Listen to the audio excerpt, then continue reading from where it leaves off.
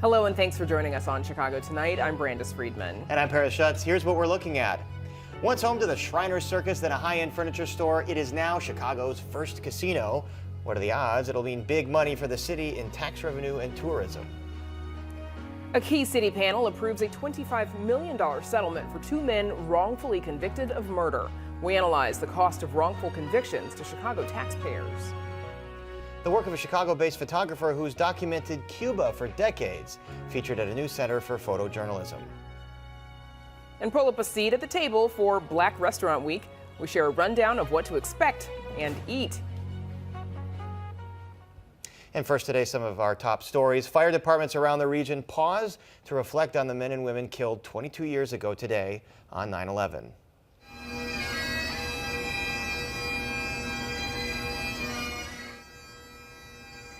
Mayor Brandon Johnson joined firefighters at Engine 42 in River North during a bell-ringing ceremony to honor the first responders who ran towards danger that day.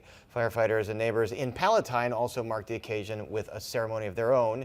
Nearly 2,000 people were killed in all when terrorists flew hijacked planes into New York City's World Trade Center towers, the Pentagon, and a field in Pennsylvania. We should know later this year when the alleged Highland Park shooter will stand trial. A Lake County judge said in a hearing today she intended to set a trial date at Robert Cremo III's next court appearance, December 11th. A court hearing today was his first since May. He was indicted last year on 117 charges, including 21 counts of first-degree murder stemming from the mass shooting. The University of Illinois touts its largest freshman class ever. U of I officials say they welcomed more than 8,300 in their freshman class this year, and that breaks an all-time record. The school says that 74% of those students are in-state, and that's the largest number since 2006. The remaining students come from 47 other U.S. states and 49 countries. The next COVID vaccine booster shot could be going into arms within a matter of days after the U.S. Food and Drug Administration gives it the green light today. Both Moderna and Pfizer say testing shows the new booster is effective against EG5, which is currently the dominant COVID strain in the U.S. A panel of independent experts that advises the Centers for Disease Control and Prevention is expected to meet tomorrow before making a recommendation, and then the CDC director could sign off. Most insured people will be able to receive the vaccine without a copay. People who are uninsured can get it through the CDC's Bridge Access program. And coming up in our program, new analysis from WTTW News on how much taxpayers are paying to settle wrongful convictions. But first, the city bets big on Chicago's first temporary casino right after this. Chicago Tonight is made possible in part by Alexandra and John Nichols, the Jim and Kay Mabey family, the Polk Brothers Foundation, and the support of these donors.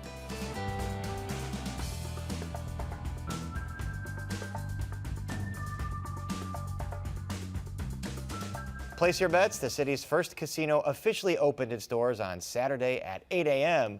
What was once home to the Shriners Circus, then later a Bloomingdale's furniture store, is now the temporary Bally's Casino as plans move forward on the permanent riverfront location for 2026. And city leaders hope the winnings extend to the city's beleaguered pension situation as tax revenue is slated to fund those massively underfunded accounts. And let's talk about all of this, the big winners and losers in the first Chicago casino weekend. Alderman Brian Hopkins, whose second ward includes the Gold Coast, Streeterville, and River North neighborhoods. John Bosca, past president of Neighbors of River West and member of the Casino Community Advisory Council, created by former Mayor Lori Lightfoot. And Professor Deborah Carroll, director of the Government Finance Research Center at the University of Illinois Chicago's College of Urban Planning and Public Affairs. Thank you all for being at our table. No blackjack or card games here, just a lot of good discussion. So, Alderman Hopkins, let's talk about the latest news. There was a shooting at 2:45 this morning in River North near the casino. What do we know about that situation? Well, we were hoping to get through the weekend without any kind of incident at all. Unfortunately, that's not the case, but it does suggest that there was no direct connection between this unfortunate shooting and any activity within the casino. The investigation did pore over the extensive video evidence. We have cameras everywhere, as you can imagine, both inside the casino and outside the casino. And it doesn't appear that either of the parties who were engaged in this shooting were ever in the casino. And to that effect, Bally's did put out a statement saying there is no evidence that it has anything to do with anything that happened in the casino. John Bosca, are you worried that this casino could bring incidents of crime? Well, I think any opportunity that that bad people have, bad actors have to go and try to take advantage of something new, they're going to do that. However, I've got a lot of faith and a lot of hope in people of Chicago, as well as our leaders, our politicians, as well as the police department. And what Bally's and a lot of casino owners have said is that their places are more secure than the normal building because they have all kinds of security and cameras and guards just for that reason. Professor Deborah Carroll, first weekend in the books, so to speak. What's a realistic expectation as to the economic impact that this casino could provide? Sure, yeah. So many of those who try to sell the prospects of casinos really do that on the prospects of economic development and economic growth. There's a lot of promise for increased jobs, increased retail sales, and therefore increased revenues to state and local governments. I think the thing that's very important to keep in mind is that for the casino to truly have an impact on the city, it has to be able to attract individuals who would not otherwise come to the city in the absence of the casino, or to capture money from individual Are there city predictions residents. that this casino would do that? I think the jury is still out on that, and I think if you look at all of the research on casinos in general, a lot of it says that the economic impact is still uncertain. Certainly there is the potential to improve regional economies where these casinos operate, but a lot of the other research suggests that it's just a shifting around of the income within industries and not leading to increased John Bosca, growth. you're a local resident that tried out the casino. You've been there twice, as I understand. Twice, What was yes. it like? It was beautiful inside, a lot of activity, great energy there. Was there last night, late, went there after the football game. A lot of Packer fans, Chicago Bear fans. Maybe sad Bears fans if they place bets on the A Bears. lot of disappointment there last night. Well, there's no sports book at that casino yet, as I understand. Not But yet. If they had placed bets elsewhere on the Bears, they're not very happy. Maybe trying to win it back at the Bally's Casino. Alderman Hopkins, you've had concerns along the way in this process. Are those concerns still there, and what are those concerns? If anything, my concerns are exacerbated right now. You know, when you look at the process that selected both Bally's as the operator and the Chicago Halsted site as the site, clearly that was That's the not the permanent best site, site the eventually. permanent site, right, exactly. They were not the best operator and they're not the best site. Since we made this choice, Bally's stock is down 27% in the last year. Their market capitalization is about $700 million. That's less than half of the total cost that's going to be required to build out the Chicago Halsted site. There's some real questions whether or not they can even do this. They were counting on a much bigger weekend, I think, opening than they had. Wasn't bad, but it wasn't great either. I just don't know where the money's going to come from for them to live up to their obligations to build this new structure at Chicago and Halsted. Professor Carroll, what about those concerns, given that Bally's itself is struggling? How is the industry doing overall? Well, I think we've seen over time, especially over probably the last decade, we've seen a lot of growth in gaming across the U.S. So for context, back before 1991, there were only two places, Nevada and Atlantic City, where casino gaming occurred. Since that time, about half the states have state-sponsored casino gaming.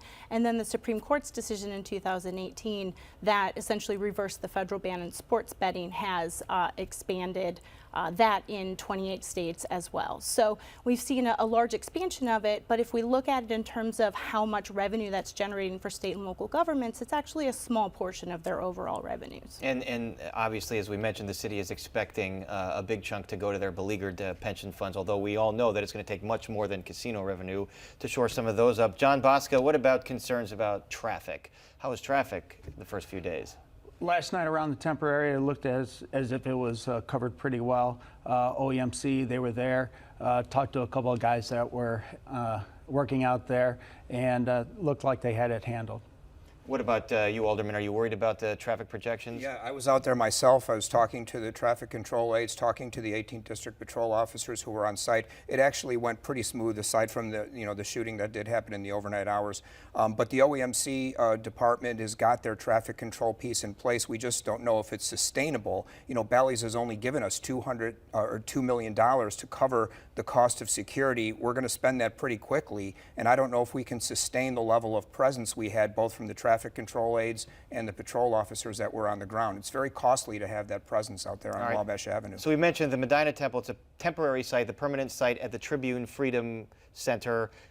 Drive by there now. The Freedom Center is still there. There's been no tearing down of that or construction. 2026 is a planned opening date. Do you really think that this massive development is going to be built by then? Personally, I don't see it. I don't see where they get the financing, where they get the capital from. This is, as I said, a struggling company. They've certainly bitten off more than they could chew. You know, the Bally's name is a legacy name in the gaming industry, of course, but the private equity fund that bought this a few years ago really had no experience in gambling. They have no experience in building multi-billion-dollar construction projects. So with their lack of experience and their lack of capital, their lack of financing, I just don't see where they get it together within a 3-year period. And Professor Carroll, I mean, this is in a market where there are so many new gaming opportunities going up. You've got the Hard Rock Casino in Gary. You've got all the sports books going up. You've got the casino bill that was passed several years ago in the state that's authorizing casinos in the suburbs and downstate.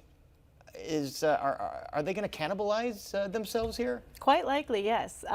Most of the research shows that once you increase new opportunities for gaming, those early adopters that have already been established tend to lose revenue as a result of the increased competition. So what would Bally's have to do to stand out in the pack here, to steal customers from other casinos? Well, I think it's all about the customer experience, right? And I think that the city of Chicago offers a lot outside of just the casino. And so the goal ultimately is to attract those visitors into the city so that they can not only enjoy the casino, but our parks, our museums, hotels, restaurants, and that's really what creates true economic growth. And right now in River North, John Bosca, there's hope that the temporary casino would help businesses around there, restaurants and the struggling retail operations on Michigan Avenue, where there's still about a 30% vacancy rate.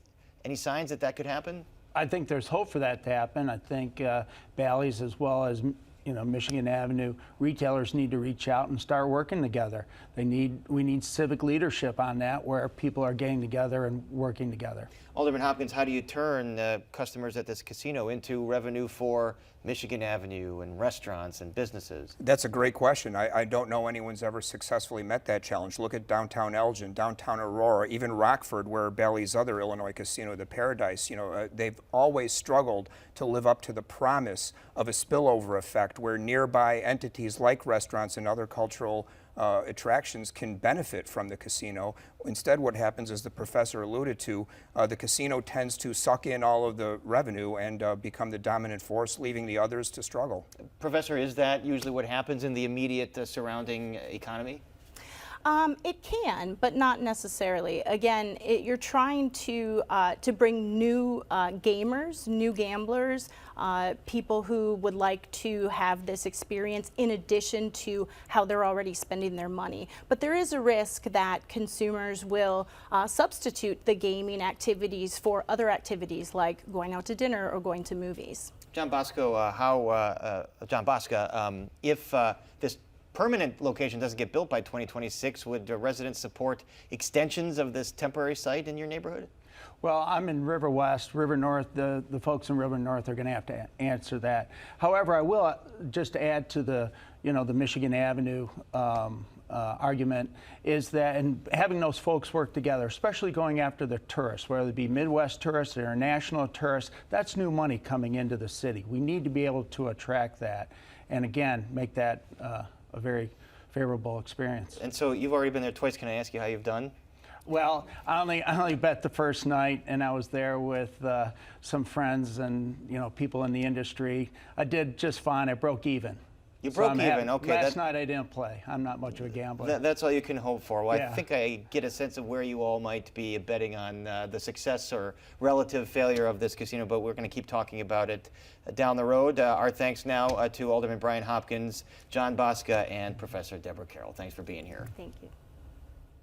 Up next, Chicago taxpayers on the hook, big time, for police misconduct settlements. We share the latest analysis from WTTW News right after this.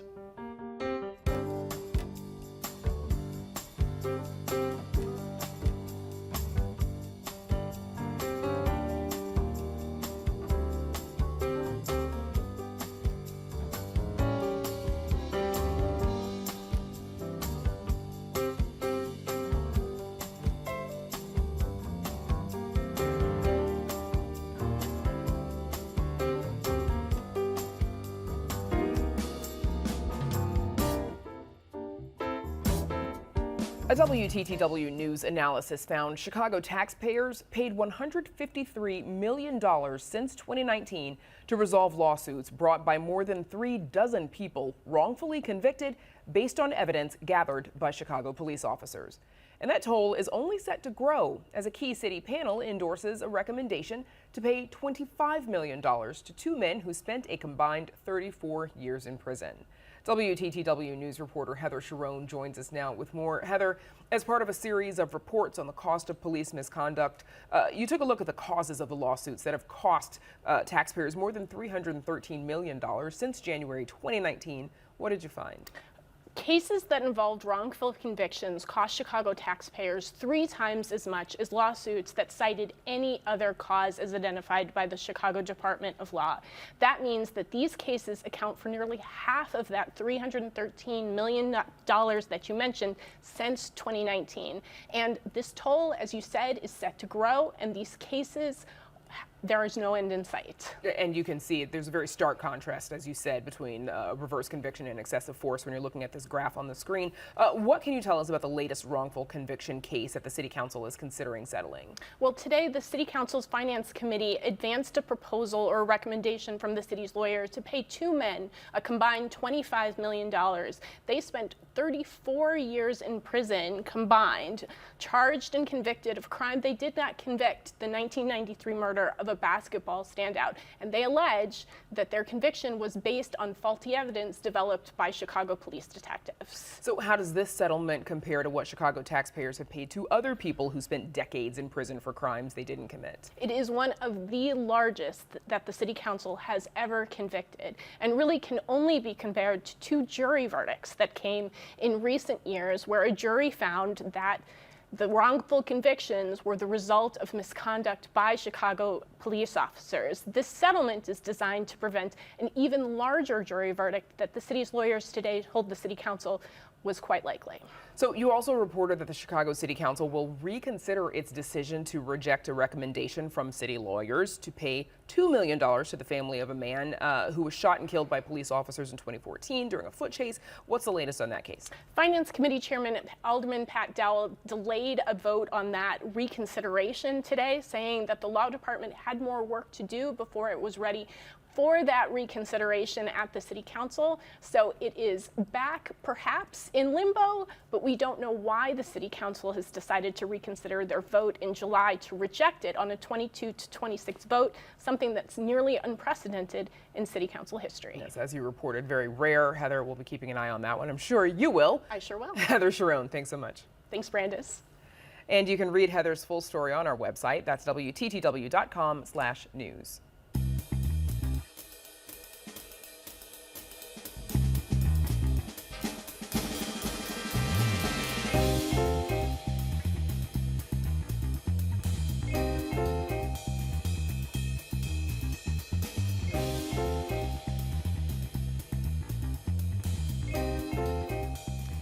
When you picture Cuba, you see cigars, vintage cars, and weather-beaten buildings. But to photographer Alex Garcia, that wouldn't be anywhere near a full portrait.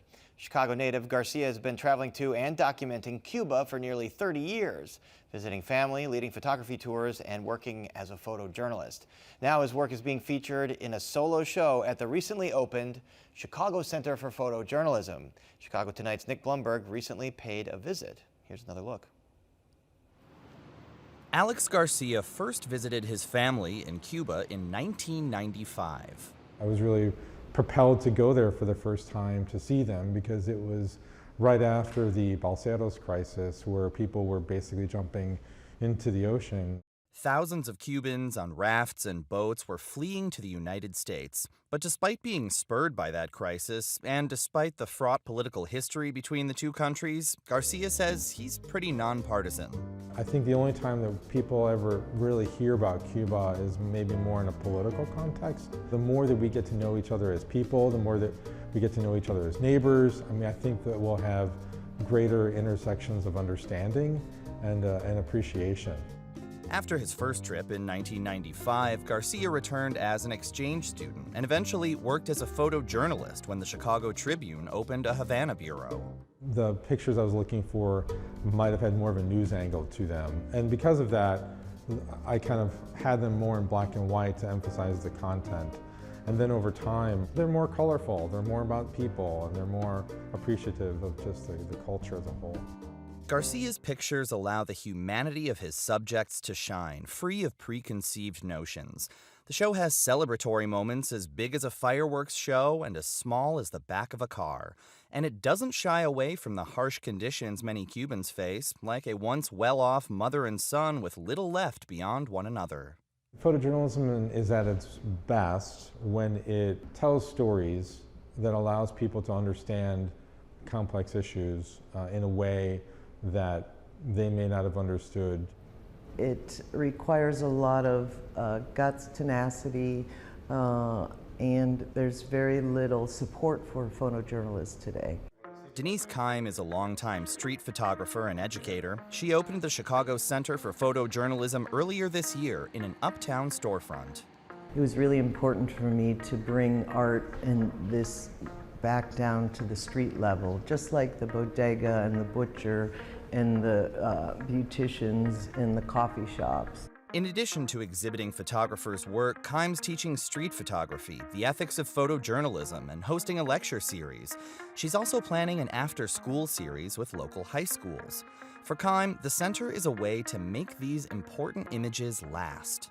The old saying was, your photo was in the newspaper and the next day it's in the kitty litter box, right? So I'm really concentrating on long-term projects that photojournalists have been working on for long periods of time. Alex Garcia's decades of photos certainly fit that bill. Since leaving the Tribune, he's opened a video production company, and he runs workshops in Cuba, taking groups on photography tours. We're staying in people's homes, we're eating at restaurants run by private citizens, and it's really just a really great opportunity to get close to the warmth and the openness of the Cuban people. For Chicago Tonight, I'm Nick Blumberg. The show Enduring Ties, Resilience, and Longing in Cuba by photographer Alex Garcia runs through Friday. The center is hosting an artist talk with Garcia on Friday from 7 to 9 p.m. We have more information on our website. Up next, what to expect at this year's Black Restaurant Week, so please stay with us.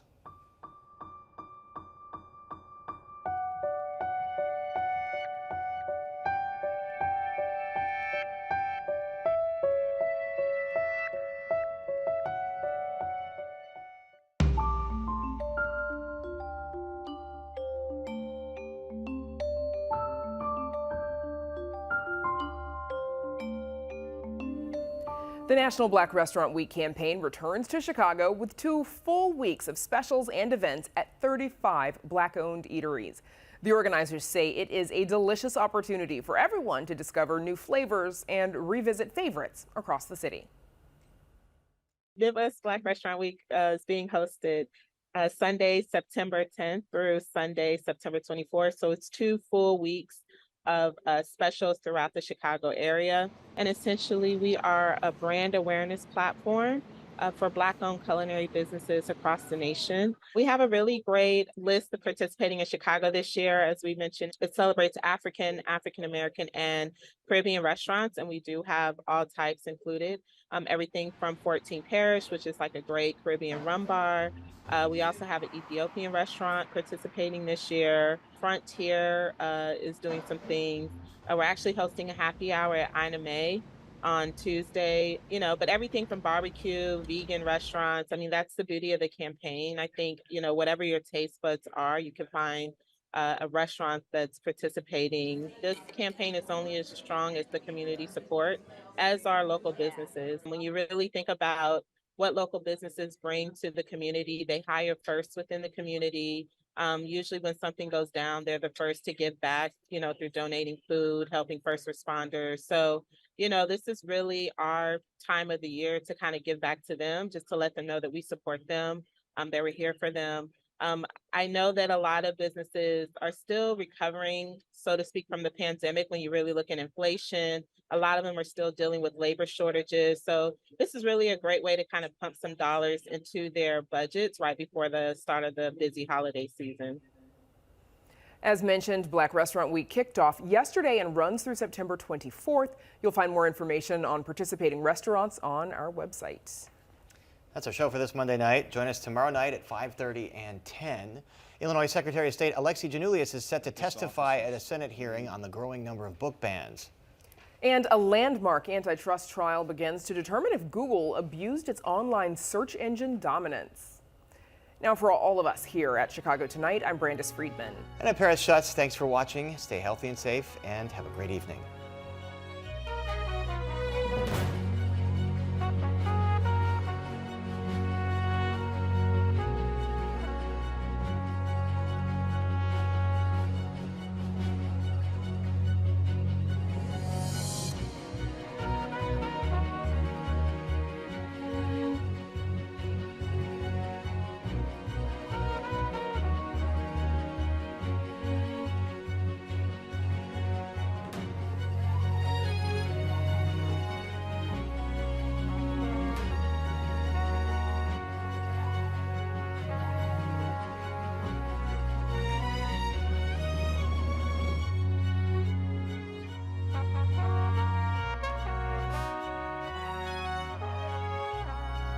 Closed captioning is made possible by Robert A. Clifford and Clifford Law Offices, a Chicago personal injury and wrongful death firm that is proud to be a multilingual law firm that provides translators for a variety of languages.